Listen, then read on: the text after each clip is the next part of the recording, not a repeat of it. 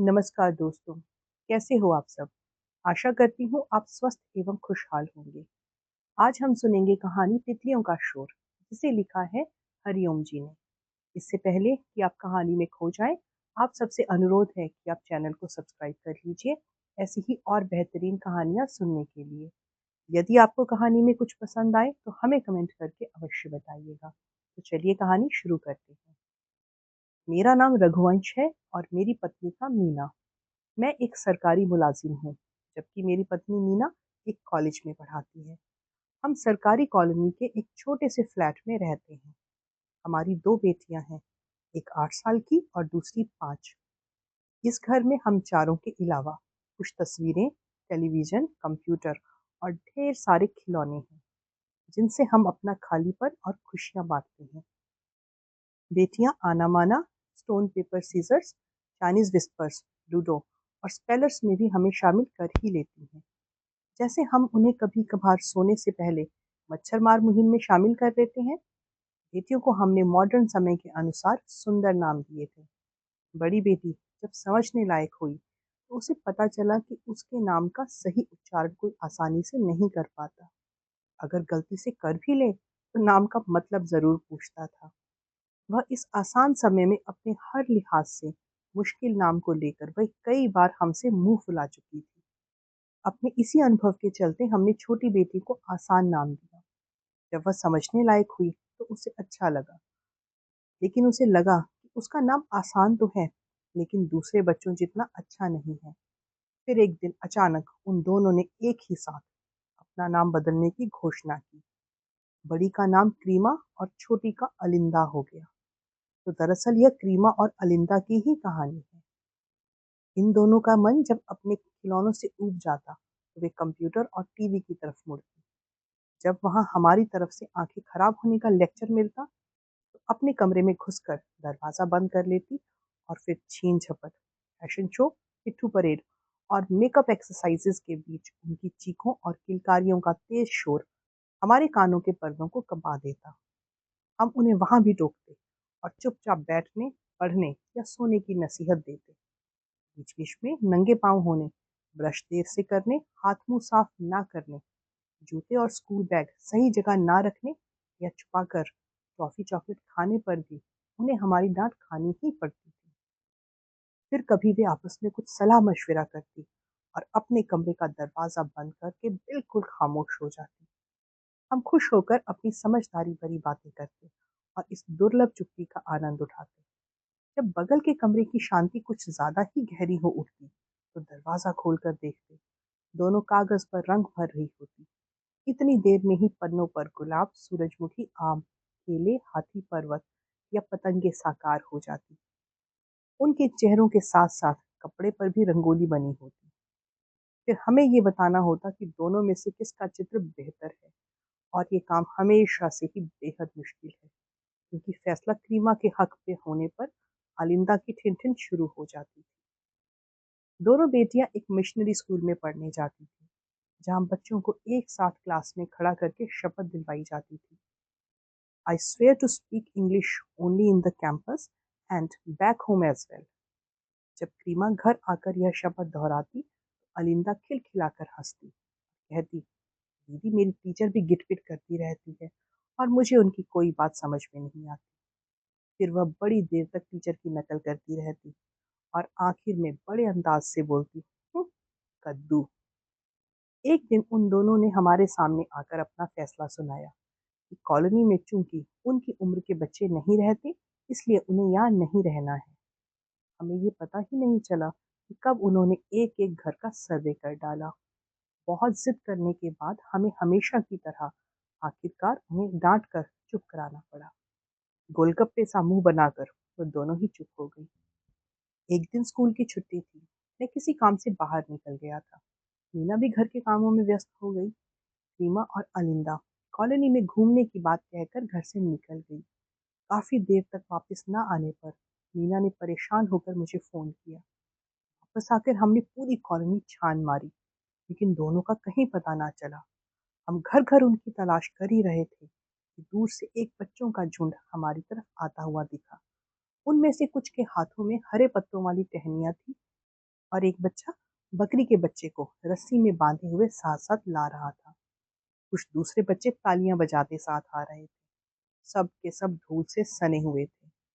पास आने पर दिखाई दिया कि मेरी दोनों बेटियां बकरी के बच्चे को बड़े प्यार से पत्तियां खिलाती आ रही है। वे रह रहकर उसे गले लगा रही। उन दोनों के चेहरे की चमक देखकर हमारा गुस्सा काफिर हो गया। फिर देर रात तक अलिंदा और क्रीमा से बकरी और उन बच्चों के किस्से सुनने। उस रात वे दोनों चैन से सोई, लेकिन अगली सुबह उन्होंने स्कूल जाने से साफ इनकार कर दिया। अलिंदा का कहना था, स्कूल का बैग बहुत भारी है और टीचर जो बोलती हैं मुझे कुछ समझ नहीं आता, और फिर रोज रोज एक ही ड्रेस पहनकर जाना पड़ता है। स्कूल में झूले लगे हैं, लेकिन थोड़ी देर ही खेलने को मिलता है। साथ वाली लड़की मेरा टिफिन भी खा जाती है। उन दोनों के पास बहुत बहाने थे। रीमा भी हाँ हाँ किए जा रही थी। शायद रात में ही दोनों ने तय कर लिया था। फिर क्रीमा ने कहा, हम स्कूल जाएंगे, लेकिन इस गिरपिट स्कूल में नहीं जाएंगे।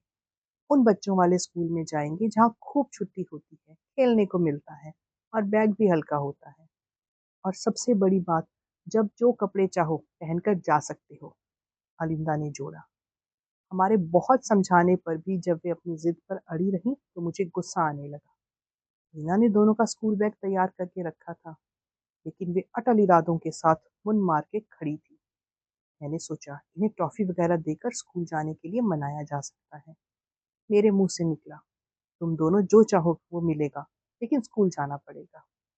दोनों ने एक दूसरे की आंखों में देखा और एक साथ ही बोली, पहले प्रॉमिस करो, पक्का दोगे ना? मैंने हाँ कहा। दोनों एक साथ बोल उठी, हमारे लिए एक बकरी का बच्चा ले आइए। अब मैं और मीना एक दूसरे का चेहरा देखते रहे। हमें कुछ समझ नहीं आ रहा था कि अब प्रॉमिस पूरा कैसे करें। फिलहाल शाम तक की मोहलत लेकर हमने मामला सुलझाया। हम दिन भर सोचते रहे और अंत में मार्केट से बड़ा चार्ट पेपर और ढेर सारे कलर्स खरीदे। हम दोनों ने मिलकर चार्ट पेपर पर एक सुंदर बकरी का बच्चा बनाया और उनके कमरे की दीवार पर ले जाकर टांग दिया। स्कूल से वापस लौटते ही फरमाइश हो गई। दोनों की दोनों तुनक कर पूछने लगी कि आपने अपना प्रॉमिस पूरा किया या नहीं। मैंने मुस्कुराते हुए कहा, जाओ जाकर देखो, बकरी का बेबी तुम्हारे कमरे में इंतजार कर रहा है। सुनते ही दोनों के होंठों से मुस्कान और आंखों से रोशनी छलकी। वे अपना बैग वाटर बॉटल इधर उधर फेंक कर सरपट अपने कमरे की ओर भागी। इधर उधर ढूंढने के बाद उनकी नजर दीवार पर गई। थोड़ी देर में ही पापा चीट मम्मा चीट कहते हुए हमारे पीछे पीछे भाग रही और हम दोनों हंसते हुए उनसे बचने की कोशिश कर रहे थे। एक रोज मैंने बाहर लॉन में एक सुंदर तितली देखी। मैंने उसने अपनी हथेलियों पर सहेज लिया और ले जाकर अलिंदा को दे दिया। उसकी खुशी का ठिकाना ना रहा। मैं थोड़ी देर बाद ही ऑफिस निकल गया। वापिस आया तो घर में हैरान कर देने वाली शांति छाई हुई थी।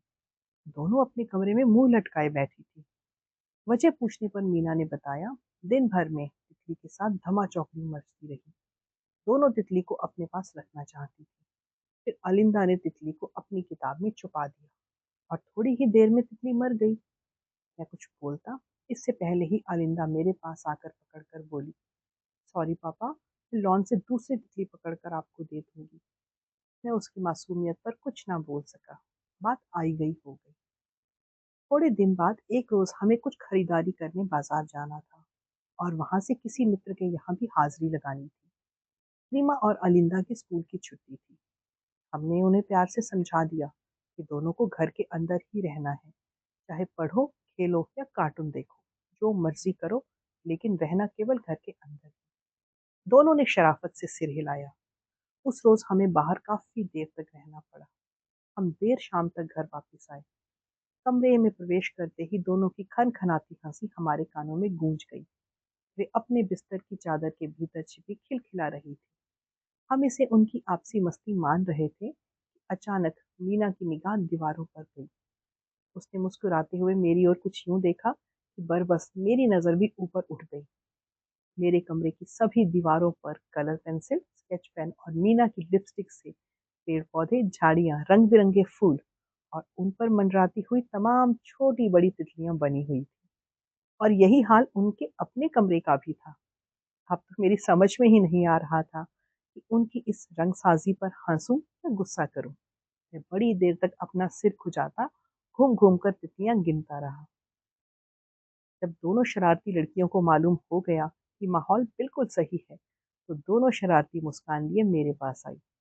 आलिंदा क्रीमा की तरफ कनखियों से देखती जा रही थी और उसका चेहरा गुड़हल जैसा खिला हुआ था और दांत दांत अनारदानों की तरह खुल बिखर रहे थे। क्रीमा की आंखें भी शरारती चमक के साथ हमसे तारीफ पाने की उम्मीद भरी पड़ी थी।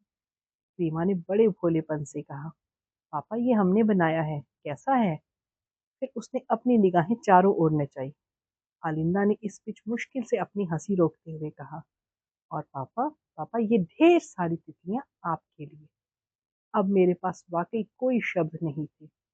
अगली सुबह जब दोनों स्कूल चली गईं, तो मैंने देखा कि घर में चारों ओर सचमुच तितलियों का रंग और उनका मीठा शोर भरा था और मैं बहुत देर तक उसमें डूबा रहा और मीना मेरी ओर देख देख कर दिन भर अनायास मुस्कुराती रही। तो दोस्तों, ये थी आज की कहानी। कहानी कैसी लगी हमें कमेंट करके ज़रूर बताइएगा। अगर कहानी अच्छी लगी तो इसे लाइक कीजिए और शेयर कीजिए और ऐसी ही और बेहतरीन कहानियाँ सुनने के लिए चैनल से जुड़े रहिए। मिलती हूँ फिर एक और नई कहानी के साथ। तब तक अपना ध्यान रखिए। धन्यवाद।